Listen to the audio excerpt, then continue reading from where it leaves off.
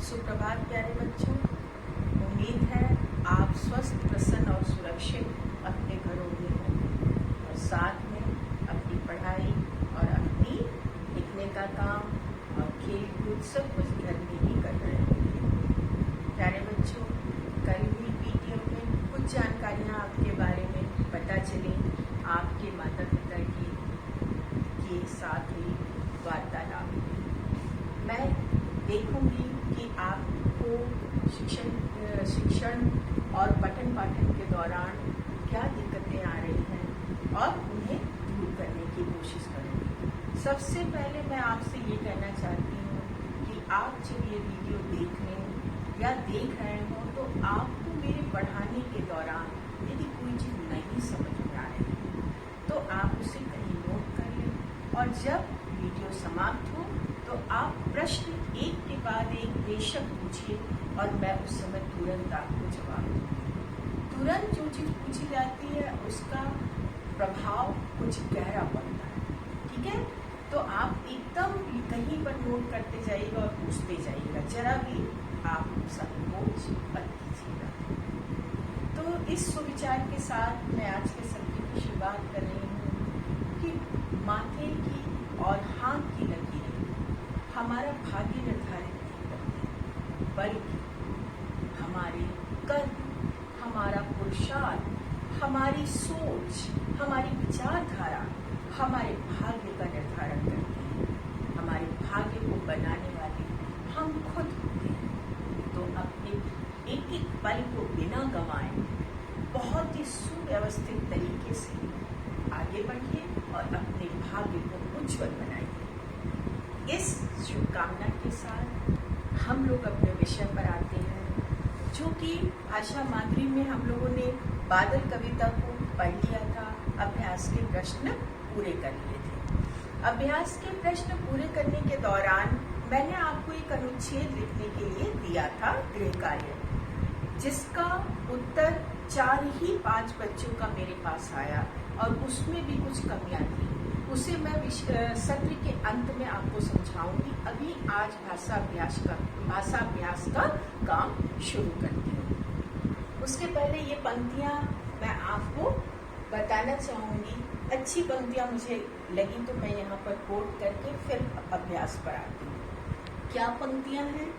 अम्मा जरा देख तो ऊपर, चले आ रहे हैं बादल, गरज रही हैं, बरस रही हैं, दिख रहा है जल ही जल, भीग रही है खेत बागवन, भीग रहा है घर आंगन, बाहर निकलूं मैं भी भीगूं, चाह रहा है मेरा मन। आपका भी मन चाहता है ना, जब बारिश होती है तो आप मुंडेर पर खड़े होते हैं अपनी बालकनी में या अपने दालान में, आंगन में गिरती हुई टिप टिप बादल से बूंदे जो गिर रही हैं उनको देखकर आपका भी मन करता है ना। और क्या मन करता है? कागज की नाव बनाने का और भी बहुत कुछ, गर्मा गर्म पकौड़े खाने का। तो ये सब चर्चा हम लोग अभी आगे करेंगे। अभी मैं इन पंक्तियों को आपके सामने प्रस्तुत की। अच्छी पंक्तियां थी इसलिए मैंने आपको बताया। हम लोग आज बादल हिंदी कविता की भाषा अभ्यास के काम की ओर चलेंगे। प्यारे बच्चों, आप लोग भी अपनी भाषा अभ्यास खोल लीजिए और भाषा अभ्यास खोल करके पृष्ठ संख्या अपना देख लीजिए। पहला प्रश्न हम लोग देखेंगे। पहले प्रश्न की तरफ आपका ध्यान मैं दिलाना चाहूंगी। प्यारे बच्चों पढ़िए। पाठ बादल के आधार पर दिए गए वाक्यों में सही जोड़ा चुनकर लिखिए। सही जोड़ा चुनकर लिखिए माने युग्म शब्द। मैंने जैसा आपको बताया था कि ये युग्म शब्द हैं। ये जैसे छम छम, चमचम, सनसन, ढम ढम, आपको ये युग्म शब्द या जोड़े वाले शब्द जो जोड़े में आकर भाषा को अधिक प्रभावी बनाते हैं उन्हें हम युग्म शब्द कहते हैं। जैसे वह धीरे धीरे जा रहा है, जैसे वो तेज तेज दौड़ता है, ठीक है, या चूड़ी खन खन खनक रही है। ऐसे जो शब्द आते हैं वो हमारी भाषा को और अधिक प्रभावी बनाते हैं। यहाँ पर कविता में ऐसे जोड़े वाले शब्दों का खूब प्रयोग हुआ है। हमें कविता के आधार पर ही इन जोड़े वाले शब्दों का प्रयोग यहाँ पर करना है। क्या बादल कविता के आधार पर ही, जब लिखा रहे निर्देश में कि कविता के आधार पर, तो हमें सही उन्हीं जोड़ों को वहां पर खाली जगह में भरना होगा। तो पहला जोड़ा, जोड़ा समझ गए ना, युग्म शब्द, ठीक है, युग्म, युग्म माने जोड़ा। क क्या है, पहली लाइन आप लोगों ने, दूसरी लाइन थी ना सावन, पहली दूसरी लाइन क्या थी, ढम ढम ढोल बजाए बादल, ठीक है। अब ख, बिजली चमके के पहले चमचम, चमचम बिजली चमके। और ग में बूंदे बरसे, कैसे, छमछम बूंदे बरसे। घ, करती चली हवाएं, कैसी हवाएं, सनसन। तो सभी के ध्वनि मूलक युग्म शब्द आपको यहाँ पर दिख रहे हैं। क्या, छम छम, छम छम किसके लिए है, बूंदे बरसे। और ढोल बजाए के लिए, ढोल बजाए बादल के लिए ढम ढम। और बिजली चमके के लिए चम चम। और करती चले हवाएं के लिए सन सन। ठीक है बच्चों, अब दूसरे प्रश्न की ओर हम लोग चलते हैं। दिए गए शब्दों के सामने समान लय वाले शब्द लिखिए। समान लय वाले या तुकांत शब्द या राइमिंग वर्ड जिसे आप इंग्लिश में पढ़ते हैं, लयबद्ध शब्द। समान लय वाले या लयबद्ध शब्द या तुकांत शब्द भी राइमिंग वर्ड भी आप उसे कहते हैं। हम लोग ये ध्यान दें कि लयबद्ध शब्द का जब हम प्रयोग करें तो हम उसको सार्थक ही शब्दों का प्रयोग करें। ये नहीं कि कोई भी शब्द हम लयबद्धता के लिए किसी भी शब्द का प्रयोग कर दें जिसका कोई अर्थ ना हो, ऐसा नहीं करना है। यहाँ पर कहीं नहीं लिखा है कि कविता के आधार पर, तो हम किसी भी शब्द का प्रयोग यहाँ पर कर सकते हैं। जैसे यहाँ पर बोले, बोले के साथ हम खोले भी बोल सकते हैं। और डोले भी, डोलना एक शब्द है जिसका हम डोले भी प्रयोग कर सकते हैं। उमड़े, घुमड़े, ठीक है, उमड़े घुमड़े। बजाएं, सजाएं, लजाएं भी प्रयोग कर सकते हैं। फिर सुनाए, सुनाए या आप इसको बजाए, सुनाए, लजाए, हंसाए, ये भी प्रयोग कर सकते हैं। चमके के साथ दमके, दमके का अर्थ भी चमकना ही होता है, तो चमके, दमके।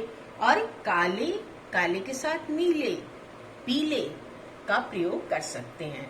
तो यहाँ पर बोले के साथ खुले, उमड़े के साथ घुमड़े, और बजाए के साथ सजाएं, सुनाए के साथ हंसाएं, चमके के साथ दमके, और काले के साथ नीले या पीले। ठीक है प्यारे बच्चों, अब हम लोग सही शब्द चुनकर वाक्य पूरे करेंगे। यहाँ पर सही, यहाँ पर इस जगह पर कुछ शब्द दिए हुए हैं जिनका प्रयोग हमें यहाँ पर करना है। सही शब्द चुनकर वाक्य पूरी कीजिए। क, पौधों में पानी दो वरना सूख जाएंगे, यहाँ पर जाएंगे। ख, पढ़ते पढ़ते मुझे नींद आने लगी, सही शब्द क्या है यहाँ पर, लगी। ग, मुझे खाना बनाना नहीं आता, आता यहाँ पर होगा। घ, आज शाम को हमारे यहाँ मेहमान आएंगे, यहाँ पर जाएंगे मत लगा दीजिएगा, यहाँ हमारे यहाँ मेहमान जाएंगे नहीं, हमारे यहाँ मेहमान आएंगे। अगर यहाँ पर ये होता आज शाम को हमारे यहाँ से मेहमान जाएंगे, से यहाँ लगा रहता तो आप बेशक लगा सकते थे जाएंगे, लेकिन यहाँ पर सही शब्द आएंगे। अध्यापिका कक्षा में हैं, अध्यापिका कक्षा में है ही होगा ना। पौधों में पानी दो वरना सूख जाएंगे।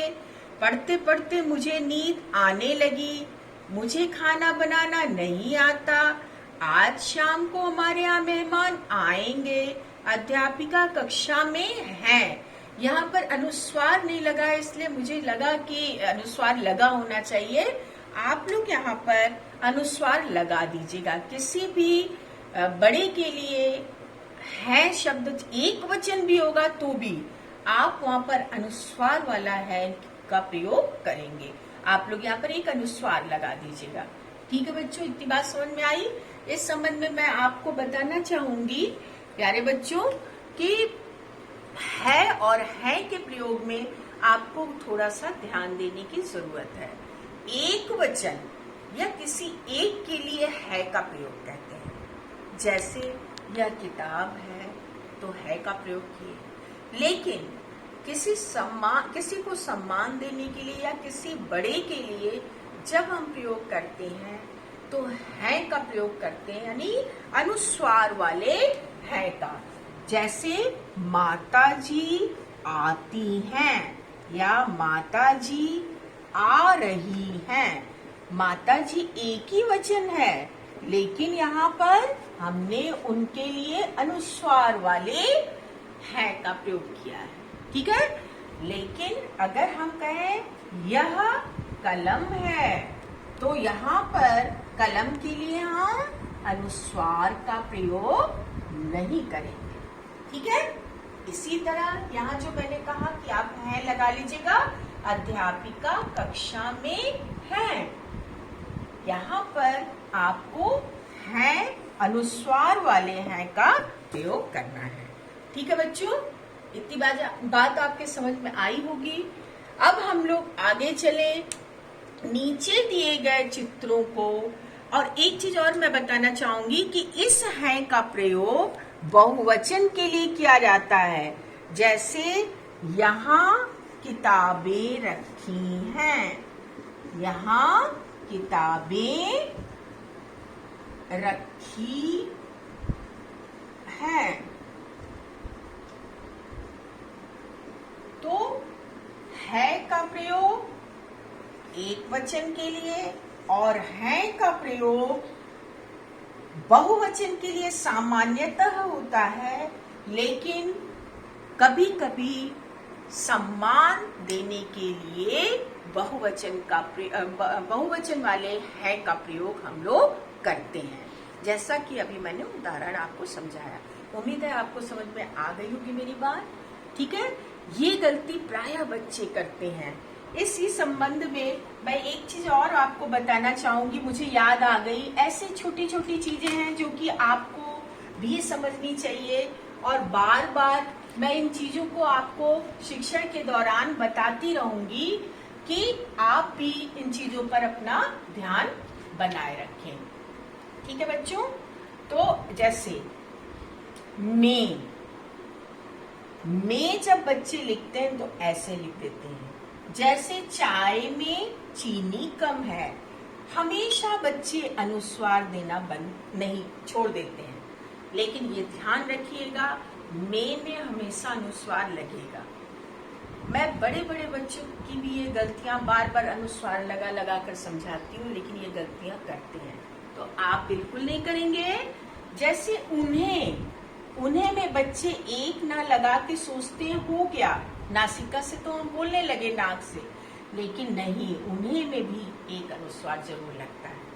तो मैंने आज आपको विशेष रूप से क्या बताया, है और हैं के सही प्रयोग कैसे करने हैं और में अनुस्वार जरूर लगाना है। कहीं भी आप में अलग से में का प्रयोग जब आप कारक के चिन्ह के रूप में करेंगे तो जरूर लगाएंगे। ठीक है। और उन्हें, ठीक समझ गए, उन्हें में भी अनुस्वार का चिन्ह जरूर लगाइएगा। चलिए अब हम अगले प्रश्न की ओर चलते हैं बच्चों। प्रश्न संख्या 4। नीचे दिए गए चित्रों को देखकर लिखिए कि उनमें क्या हो रहा है। यहाँ पर हर जगह पर कुछ काम हो रहा है, कुछ काम वाले शब्द आपको नजर आ रहे हैं। जैसे यहाँ पे खेलना हो रहा है, यहाँ बरसना हो रहा है, यहाँ खाना पकाना हो रहा है, यहाँ कपड़े धुलना हो रहा है और यहाँ पढ़ना हो रहा है। तो यहाँ पर हम क्या लिखेंगे, यहाँ पर लिखेंगे बच्चे खेल रहे हैं। ठीक है। यहाँ पर बारिश हो रही है और यहाँ पर क्या लिखेंगे? माँ खाना पका रही है।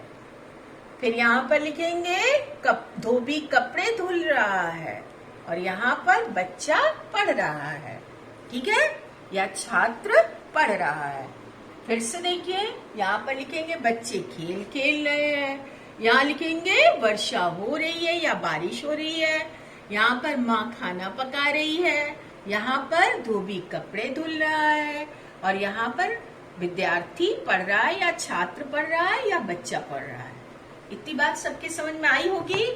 अब हम लोग अगले पृष्ठ की ओर चलेंगे। आप भी अपनी अभ्यास में अगला पृष्ठ खोल लीजिए। प्यारे बच्चों, आपने अपनी अभ्यास में अगला पृष्ठ खोल लिया होगा।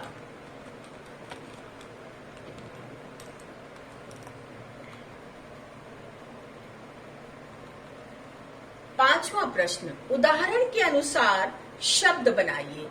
यहाँ पर आप देखिए, नीचे ब्रैकेट में या नीचे कोष्ठक में या बॉक्स में एक एक खाली जगह है और ऊपर उसी से संबंधित दो छोटे छोटे बॉक्स भी बने हुए हैं। आप ये देख रहे हैं, यहाँ पर आपको ये तो एक उदाहरण इन्होंने बता दिया है। आपको करना ये और ये पांचों है। यहाँ पर ये खाली जगह है और यहाँ दो छोटे बॉक्स हैं। आपको क्या करना है, यहाँ जो लाल रंग से लिखे हुए शब्द हैं, इन शब्दों को जोड़कर यहाँ एक शब्द बनाना है। जैसे यहाँ तान, मेरे साथ बोलिए, तान लाल, तान लाल। यहाँ से ता लेकर हमने यहाँ लिखा और यहाँ से ला लेकर यहाँ लिखा, तो बन गया एक नया शब्द। तान माने राग और लाल माने लाल रंग। और उन दोनों के पहले व्यंजन को पहले वर्ण को हमने यहाँ पर लिया, तो यहाँ पर बना ताला। ठीक है, अब उसके बाद बादल, जाग, यहाँ से हमने बा लिया, यहाँ से जा लिया, तो बना बाजा। ठीक है, अब इसी तरह से सावन और तन, सा यहाँ से लिया और त यहाँ से लिया, तो सात, संख्या सात। सात आप बोलते ना हिंदी में, 6, 7, 8, तो वो सात बन गया। फिर यहाँ पर हमने छत और तपन। तपन मैंने बताया था तपिश या गर्मी। और छत, छत में से छ लिया और त में से त लिया, तो फिर से एक बार इन्होंने छत बनाया। ठीक है, फिर उसके बाद मोर और रथ, यहाँ से हमने मो लिया, यहाँ से हमने र लिया और फिर से हमने मोर बनाया। ठीक है, अब यहाँ पर हमने नाच में से ना लिया और चना में से च लिया और फिर से हमने नाच बनाया। यहाँ पर जो बॉक्स थे, यहाँ पर एक नए शब्द बन रहे थे और यहाँ पर जो बॉक्स हैं आपने देखा, इन तीनों बॉक्स में पहला शब्द फिर से बना। देखिए, छत यहाँ पर फिर से बना, मोर यहाँ पर फिर से बना और नाच यहाँ पर फिर से बना, लेकिन यहाँ पर एक नया शब्द बन रहा था। ये अंतर था। इसको ध्यान से देखिएगा बच्चों और समझ करके लिखिएगा। अब प्रश्न संख्या 6 पे हम आते हैं। आसमान में बादल छाने पर क्या होता है? चित्र देखकर और दिए गए शब्दों का प्रयोग करते हुए आपको 3 वाक्य लिखने, जिसके लिए यहाँ पर जगह छोड़ी गई है। यहाँ पर कुछ शब्द दिए हुए हैं, इन्हीं शब्दों का प्रयोग करके, यानी आप जो ये 3 वाक्य बनाएंगे उनमें इन शब्दों का प्रयोग जरूर करना है। वाक्य आप कुछ भी बनाइए, लेकिन उनमें इन शब्द का होना जरूरी है। कोई जरूरी नहीं कि हर वाक्य में ये सारे शब्द हों। एक वाक्य में कुछ शब्द हो गए, एक वाक्य में एक शब्द हो गया, ऐसे। चलिए अभी हम लोग बनाएंगे ये वाक्य। आप पहले इस दृश्य को देखेंगे। सबसे पहले ये एक चित्र है और ये एक चित्र वर्णन है। आपकी सहायता के लिए, आप अभी बहुत छोटे हैं, इसलिए यहाँ पर इन्होंने कुछ शब्द दे दिए हैं। जिसका प्रयोग करके आप वाक्य बना सकें। जब आप बड़े होंगे तब आपको ये शब्द नहीं मिलेंगे, बल्कि केवल चित्र मिलेगा, और चित्र देखकर आपको अपने दिमाग पर जोर डालकर बनाने होंगे वाक्य। तो यहाँ पर सबसे पहले चित्र वर्णन में हमें क्या करना होता है? चित्र वर्णन में हमें पहले चित्र को थोड़ी देर तक गौर से देखना होता है कि चित्र में क्या दर्शाया गया है, ये नजारा क्या बता रहा है। पहले इस पे ध्यान देना होता है और मन में बुनना होता है वाक्य, क्या वाक्य बनाएं, और उन वाक्यों को बुनते समय इन शब्दों को भी देखना होता है। तो चलिए हम लोग प्रक्रिया शुरू करते हैं। क्या है यहाँ पर? ध्यान दीजिए, काले काले बादल हैं, बारिश की बड़ी बड़ी बूंदें हैं, बिजली का चमकना है, मोर का नाचना है, चारों तरफ पानी का फैलना है, बच्चे का छाता लेकर खड़ा होना है, बारिश से बचना है, बच्चा खुश है, सब कुछ आपके सामने है।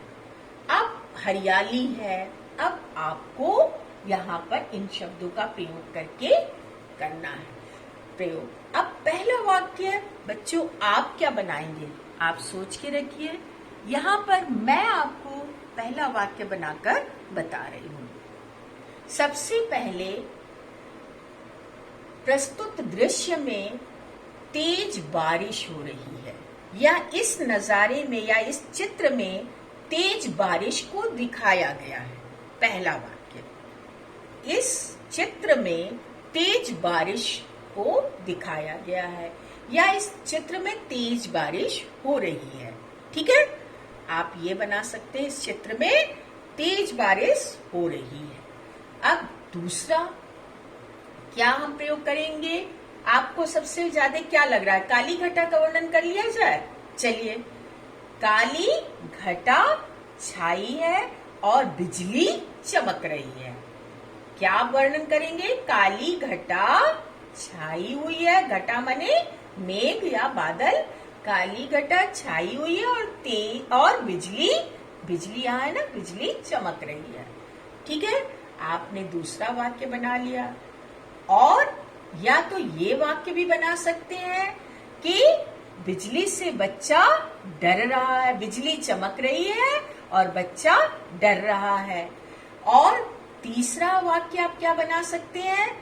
काली घटा देखकर मोर नृत्य कर रहा है, काली घटा देखकर मोर नृत्य कर रहा है। ठीक है, अब आप अपनी तरह से वाक्य बना सकते हैं। मैंने क्या बताया कि प्रस्तुत चित्र में तेज बारिश को दर्शाया गया है, या तेज बारिश का नजारा है। दूसरे वाक्य में आप क्या बनाएंगे कि काली घटा देखकर मोर नाच रहा है। तीसरे वाक्य में आप क्या बनाएंगे कि बिजली चमक रही है और बच्चा डर रहा है, या आप ये ठीक है, बिजली चमक रही है और बच्चा डर रहा है। ठीक है बच्चों, इसी के साथ आपका ये पाठ यहीं पर भाषा अभ्यास में समाप्त हुआ। अब हम लोग जो पिछले काम मैंने आपको दिए थे, जिससे आप में से केवल 3 या 4 बच्चों ने क्या दिया था? मैंने बारिश के ऊपर आपको एक अनुच्छेद लिखने के लिए, या अनुच्छेद नहीं, 5 पंक्तियां लिखने के लिए। ठीक है, 5 पंक्तियां लिखते समय आप लोगों ने कुछ गलतियां की। जिन 4-5 बच्चों की कॉपियां मेरे पास आई, उनमें भी मुझे 5 पंक्तियों के बीच में कुछ कमियां नजर आई। जैसे प्रायः बच्चों ने लिखा, मैंने दिया था वर्षा ऋतु के ऊपर, आपने लिखा कि गर्मी के बाद वर्षा ऋतु आती है। ठीक है, वर्षा ऋतु मुझे बहुत पसंद है, वर्षा ऋतु में खूब पानी बरसता है, वर्षा ऋतु में बिजली चमकती है, वर्षा ऋतु में बादल छाते हैं, वर्षा ऋतु में बाढ़ आती है। आपको ये सुनकर कैसा लग रहा है? बार बार वर्षा ऋतु सुन करके आपको कुछ अटपटा नहीं लग रहा? लग रहा है। तो हर बार हर वाक्य में वर्षा ऋतु नहीं करना, लिखना आपको। ठीक है, जैसे अगर आपको लिखना है तो आप वाक्य को बेशक बदलिए, लेकिन हर बार वर्षा ऋतु मत लिखिए। जैसे अगर मैं आपको लिख करके बताती हूँ, ध्यान दीजिए इधर प्यारे बच्चों।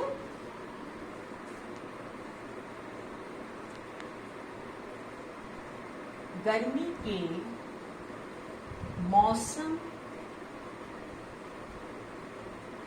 के बाद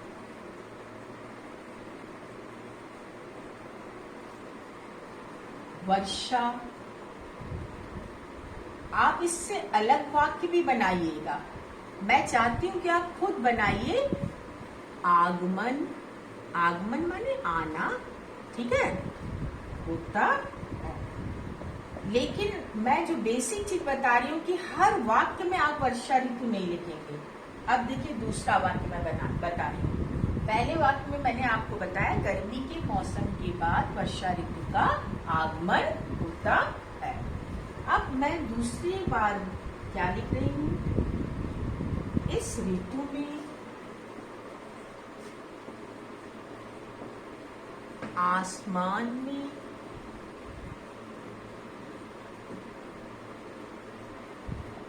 बादल छा जाते हैं।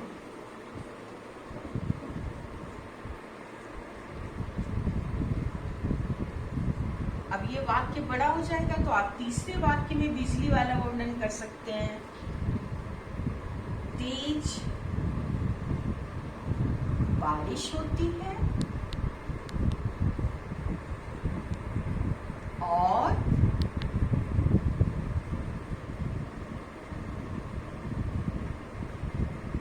चमचम क्या होती है? बिजली चमकती है।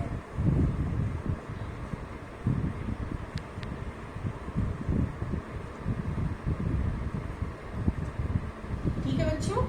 और चौथा आप क्या लिख सकते हैं?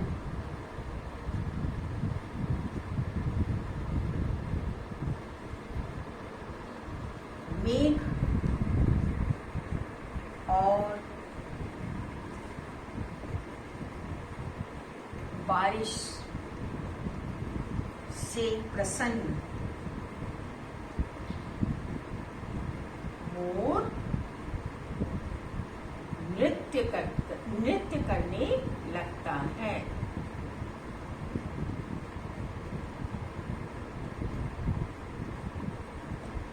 ठीक है। अब इसके बाद यहाँ जगह नहीं है बच्चों, तो मैं ऊपर लिख रही हूँ।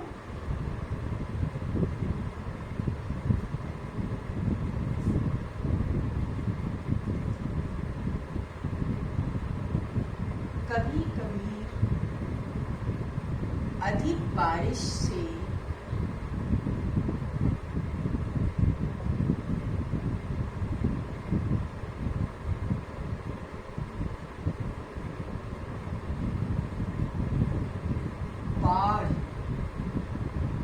बाढ़ समझते हैं ना, भी आ जाती है।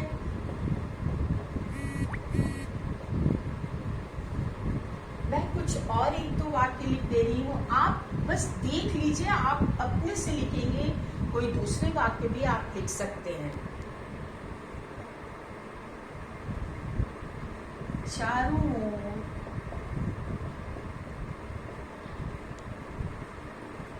हरियाली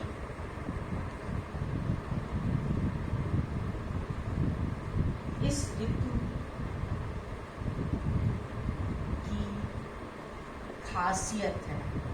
खासियत है या खास बात है ना। वर्षा ऋतु में आप कहीं भी सूखा देखते हैं? हरे भरे पेड़ बिल्कुल धुले धुले चमकते हुए दिखते हैं ना। और क्या लिख सकते हैं हम अंत में? इसीलिए मुझे वर्षा ऋतु बहुत पसंद है। या आप इसीलिए ना लगा करके लिख सकते हैं, वर्षा ऋतु मेरी पसंदीदा ऋतु है।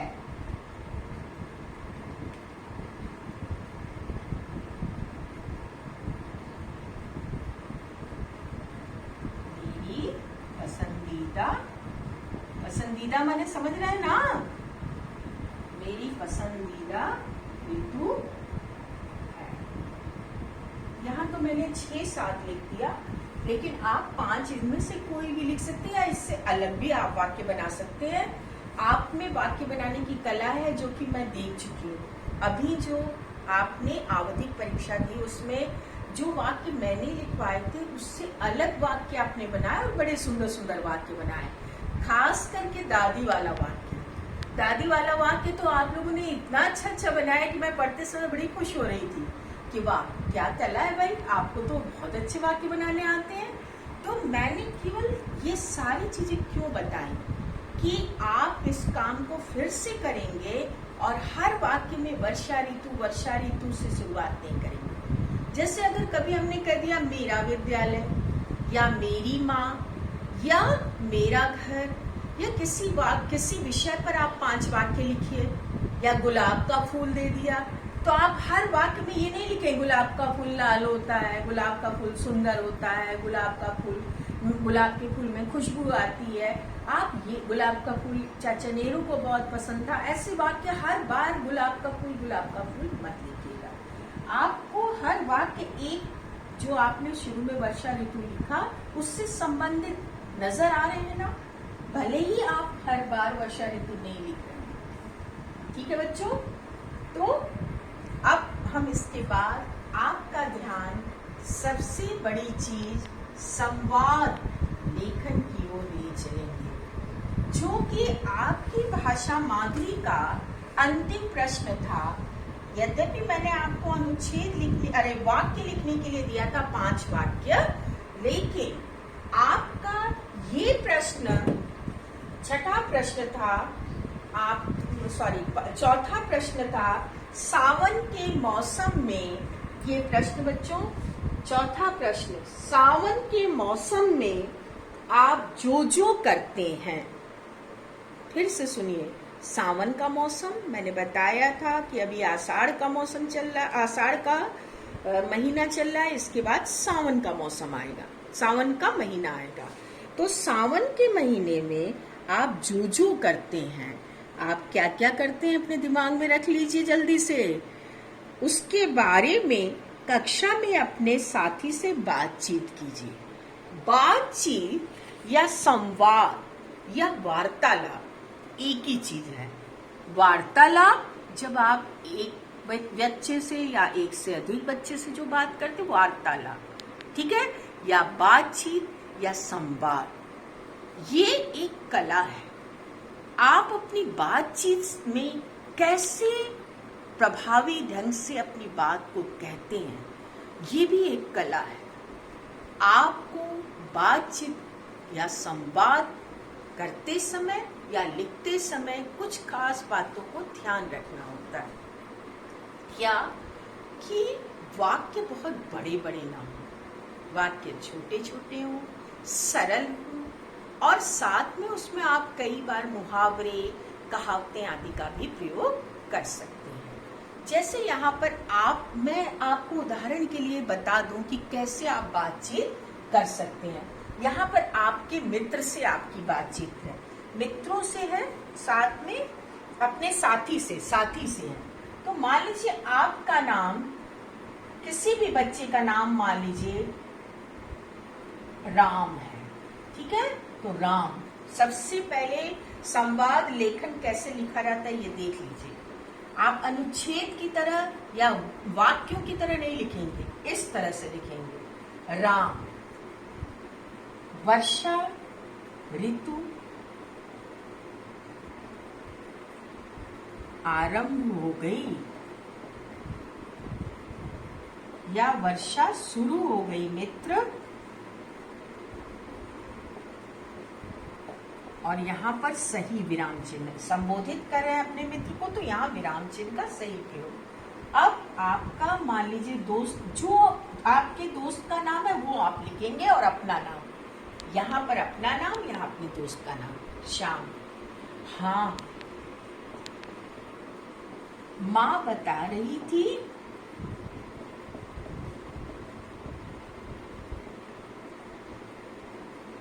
ये सावन का महीना है।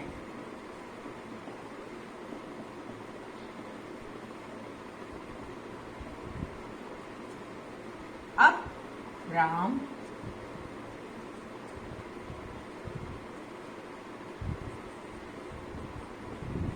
इस मौसम में तो क्या पसंद है सबसे पहले आपको? गर्मा गरम गरम गरम पकौड़े ना खाने का मन करता है। और क्या करने का मन करता है? मैंने कहा था कि याद करिए।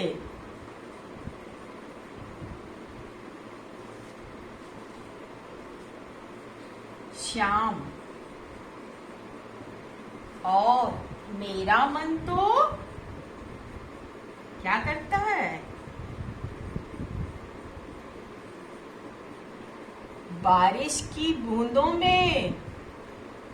ये तो सब बच्चे का करता होगा।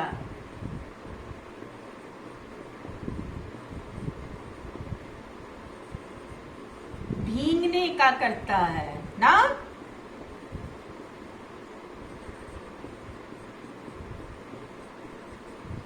अब इसी तरह से यही क्रम चलता रहेगा। कम से कम 3 बार आप और 3 बार आपका दोस्त कम से कम वाक्य बोलेगा। अब श्याम बोल चुका, अब राम बोलेगा। जानते हो मेरा मन बहते हुए बारिश के पानी में कागज की नाव बहाने का भी करता है। फिर ये श्याम बोलेगा, और मेरा मन जानते हो क्या करता है? कि मैं छाता लेकर पानी में निकलूं और पानी के साथ छप छप करूं या छपाछई करूं या कुछ भी आप कह सकते हैं। अब अंत राम ने शुरू किया है तो राम से आप कंक्लूड करेंगे या निष्कर्ष या अंत करेंगे। चलो, हो गई बारिश की बहुत सी बातें। अब हम लोग अपने अपने घर को चलते हैं या अपने काम में लग जाते हैं। इस तरह से आप संवाद लेखन को लिखेंगे या बातचीत को एक शुरुआत करेंगे और फिर उसका एक अंत करेंगे। ये नहीं कि बीच में अपनी बातचीत को छोड़ देंगे, ऐसा नहीं। तो प्यारे बच्चों, ये काम आज मैं आपको दूंगी संवाद लिखने के लिए या अपने मित्र के साथ हुई बातचीत को लिखने के लिए। तो इसी के साथ मैं अपने सत्र को यहीं समाप्त करती हूँ। अगर कुछ ना समझ में आया हो तो नोट करके रखिए और अभी तुरंत पूछिए। ठीक है बच्चों?